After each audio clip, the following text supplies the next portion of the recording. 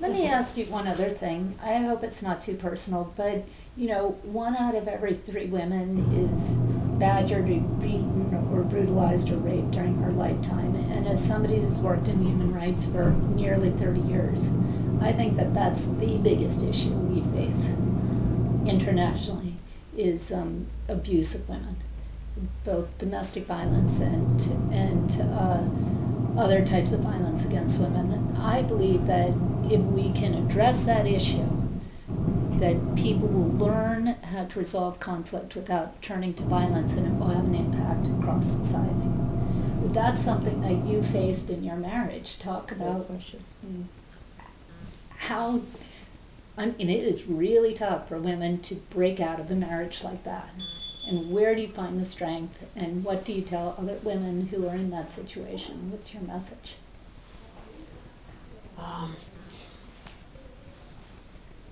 I think one ought not to suffer in silence. I think many times women don't want people to know, you know, that particularly in a marriage, that's where you have children, that it gets out there and you become the talk of the town, so to speak, and that embarrasses you and it diminishes you. So you suffer in silence and, you know, give the controversy or problem in the home. In our society, the husband gets annoyed and outraged. I mean, he should just beat you. I think people ought to, you know, we have, in fact, I think it's happening today that women are not taking that anymore. And if that happens, they have somewhere to go. They can actually, and we must fight to make the laws in such a way that it protects women.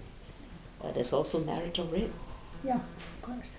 You know, and one must fight that too. We must put into our laws that you can take your husband to court for rape if you know, if it comes to that. We don't have enough protection of women then, and then we don't have. We must also change our, at least in our country, our judicial system is still male dominated. The what system? It's still our judicial system. Yeah, our exactly. court system. Right. Where men do not see something like that as a serious crime. Yes, exactly. You know, I went with Elizabeth Wren, who's the former defense minister of Finland. We did this UNIFEM survey of women's women in conflict and their role. And so we were talking to the peacekeepers, these were UN peacekeepers, and talking about the raping of women in East Timor. And so when the head of the contingent, when she raised it with him, and his reaction was, "Oh, boys will be boys." Oh my God! And Elizabeth was so outraged. She could have killed him. So, but those are the kinds of things one faces.